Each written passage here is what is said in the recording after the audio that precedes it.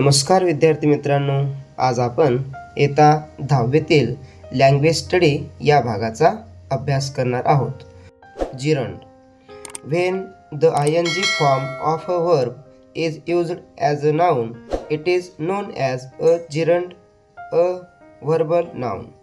जेव्हा क्रियापदाच्या ing रूपाचा वापर नाम म्हणून होतो तेव्हा त्याला जिरंड किंवा क्रियावाचक नाम असे म्हणतात. For example, the fighting went on. उदाहरणार्थ, the fighting went on. Here we see that the ing form of a verb fight is used as a subject in the fighting went on. येथे आपण पाहतो की fight या क्रियापदाचे ing रूप fighting हे the fighting went on या वाक्यात कर्ता म्हणून वापरले गेले आहे. It does the work of a noun. आणि ते नामाचे काम करते. Read the following examples of gerund. चला तर मग खालील जिरंडची उदाहरणे पाहू. तत्पूर्वी जिरंडची थोडक्यात माहिती घेऊया. जिरंड और व्हर्बल नाउन. व्हर्ब असून नामाचे कार्य करतो त्यालाच व्हर्बल नाउन असे सुद्धा म्हणतात. क्रियापदाचे ing युक्त रूप वापरले जाते. ते नामाचे नाउन यांचे कार्य करते. व्हर्ब प्लस ing हे सब्जेक्ट म्हणजेच कर्ता म्हणून कार्य करते. उदाहरणार्थ, फायटिंग वेंट ऑन. येथे फाईट या क्रियापदाचे ing युक्त रूप सब्जेक्ट कर्ता म्हणून वापरले आहे. ते नाउनचे कार्य करते म्हणून ते जिरंड आहे. पुढील जिरंडची उदाहरणे पहा. First, gardening is an art. Second, cooking is a science. Third, I enjoy reading poems. Fourth, I like reading more than writing. या सर्व वाक्यामध्ये ing युक्त हे जिरंडची उदाहरणे असून ते नामाचे कार्य करतात. Next, rewrite the above sentences using other appropriate gerunds in place of the given here. वरील वाक्यामध्ये दिलेल्या जिरंडच्या जागी इतर योग्य जिरंड वापरून वाक्य पुन्हा लिहा. Answer. First, painting is an art. Second, swimming is a science. Third, I enjoy singing songs. Fourth, I like dancing more than acting. Next, infinitives. Sometimes the form of a verb in a sentence names the action but does not change according to tense, number or person. Such a form is known as a non-finite form or an infinitive. कधी कधी वाक्यात क्रियापदाचा जो रूप असतो तो क्रियेला दर्शवते पण काळ, संख्या किंवा कर्त्याच्या व्यक्तीनुसार बदलत नाही. अशा प्रकारच्या रूपाला नॉन फायनाईट फॉर्म किंवा इन्फिनिटिव्ह असे म्हणतात. थोडक्यात इन्फिनिटिव्हची माहिती घेऊया. An infinitive. इन्फिनिटिव्ह म्हणजे नॉन फायनाईट फॉर्म होय. क्रियापदाचे मूळ किंवा सामान्य रूप. क्रियापद हे काळ, वचन किंवा लिंग याप्रमाणे बदलत नाही. इन्फिनिटिव्ह म्हणजे पुरुष वचनानुसार न बदलणारे क्रियापदाचे रूप होय. इन्फिनिटिव्ह हे टू सह किंवा टू विहिरीत वापरले जाते. उदाहरणार्थ, how did people first begin to drink tea. या वाक्यामध्ये टू ड्रिंक हे इन्फिनिटिव्ह आहे. Can you name the beverage. या वाक्यामध्ये नेम हे इन्फिनिटिव्ह आहे आणि ते टू विहिरीत आलेलं आहे. तर हे कसं ओळखायचं त्या बाबतीत प्रत्यक्ष नियम पाहूया. Infinitive without to bare infinitive.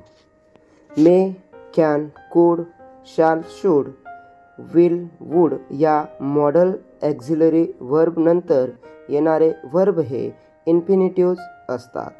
Example, we can play cricket. They will learn English. You should study English grammar. You can run fast. या वाक्यात मॉडल ॲक्झिलरी व्हर्ब नंतर येणारे प्ले, लर्न, स्टडी, रन हे सर्व क्रियापदे ही इन्फिनिटिव्हची उदाहरणे आहेत. Next question. Underline the infinitive in the following sentences. It was funny to read words that stood still. Can I read the book? To be or not to be, that is the question. Next question. Finite. Underline the finite and choose the correct option from the bracket. A, B. सुरुवातीला A सोडून घेऊया. Preeti even wrote about it. wrote दुसरं क्रियापदाचं रूप असल्यामुळं past tense. Today Sanjay found a new book. found क्रियापदाचं दुसरं रूप past tense. Rahul finds maths easy. क्रियापदाला s प्रत्यय लागल्यामुळं present tense. B. Preeti was scornful. Was singular helping verb म्हणून sentence singular. This is the old kind of school. Singular. They are sportsmen. Plural helping verb are म्हणून sentence plural. Thus, we see that verb forms show tense, numbers, etc. म्हणून आपण पाहतो की क्रियापदांची रूपे काळ, संख्या इत्यादी दर्शवतात. Here the verb form changes according to the subject. येथे क्रियापदाचे रूप कर्त्यानुसार बदलते. A verb form which is decided by and changes according to the subject of the sentence is known as a finite verb. ज्या क्रियापदाचे रूप वाक्यातील कर्त्यानुसार ठरते आणि त्यानुसार बदलते त्याला फायनाईट क्रियापद असे म्हणतात. आपण फायनाईट वर्ब थोडक्यात समजून घेऊया. फायनाईट वर्ब क्रियापद हे वाक्याच्या कर्त्यानुसार बदलत असतात. Example, you are very kind.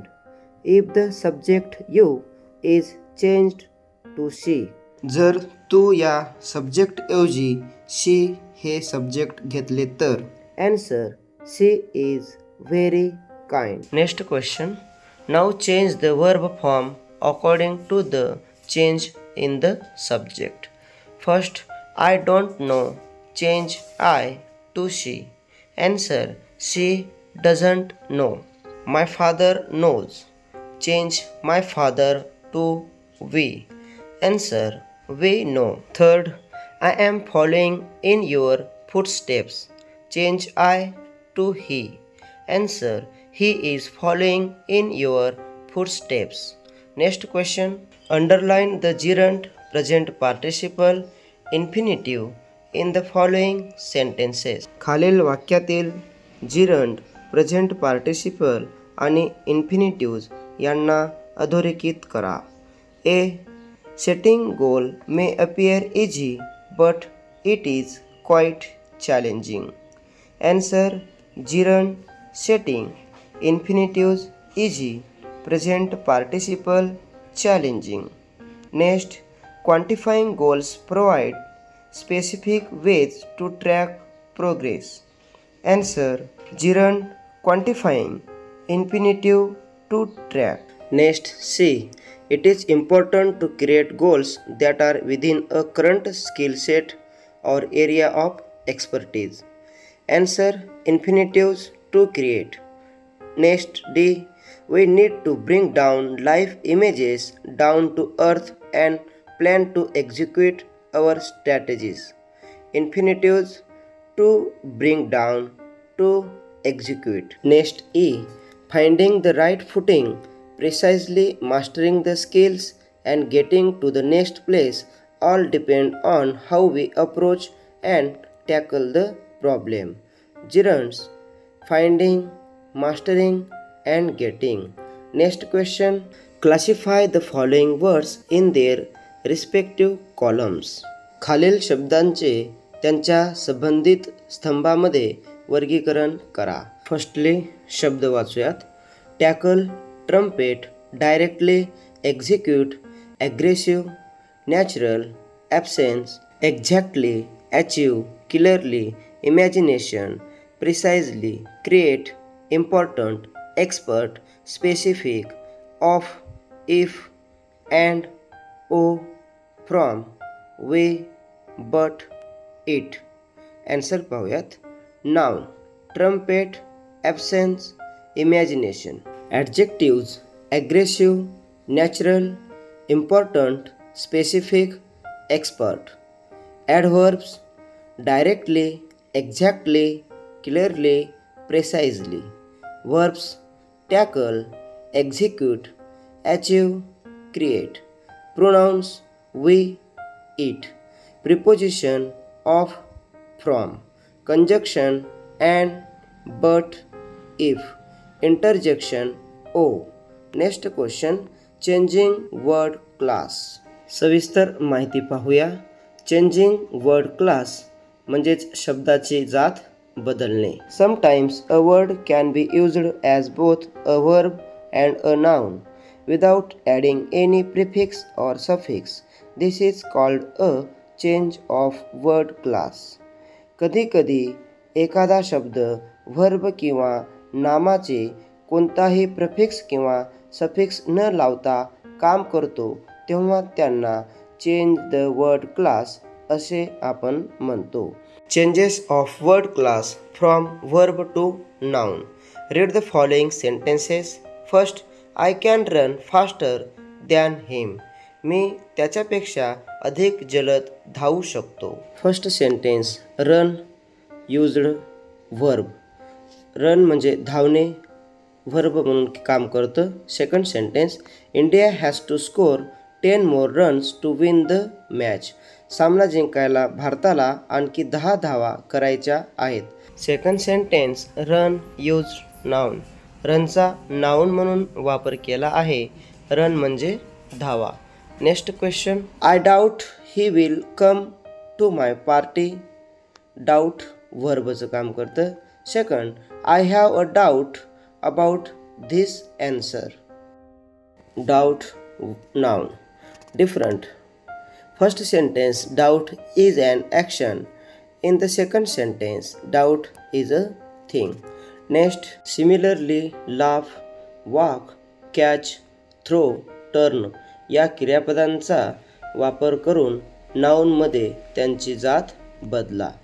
I run every morning. Verb run is action. Second, he scored 20 runs in the match. Noun runs is thing. Next, I laugh at the joke. Laugh verb. Her laugh is so cute. Laugh noun. Next, we walk to school. Walk verb. Let's go for a walk. Walk noun. Next, please catch the ball. Catch verb. Second, that was a great catch. Catch noun. Next, can you throw the ball? Throw verb. What is strong throw? Throw noun. Next, turn left at the signal. Turn verb. Take to next turn. Turn noun. Next question. Changes of word class from noun to verb. First sentence remove the peel of the potato. Peel noun sal. Second, please peel the potato. Peel verb solene. Next, she works as a nurse. Nurse noun व्यक्ती. Second, you have to nurse a patient till she recovers. Nurse verb काळजी घेणे. अशा पद्धतीने आज आपण language स्टडीचा अभ्यास केलेला आहे. आय होप हा व्हिडिओ जर आवडला असेल तर लाईक करा, शेअर करा आणि चॅनलला सबस्क्राईब करा. पुन्हा भेटूया नवीन व्हिडिओसोबत. तोपर्यंत जय हिंद, जय महाराष्ट्र.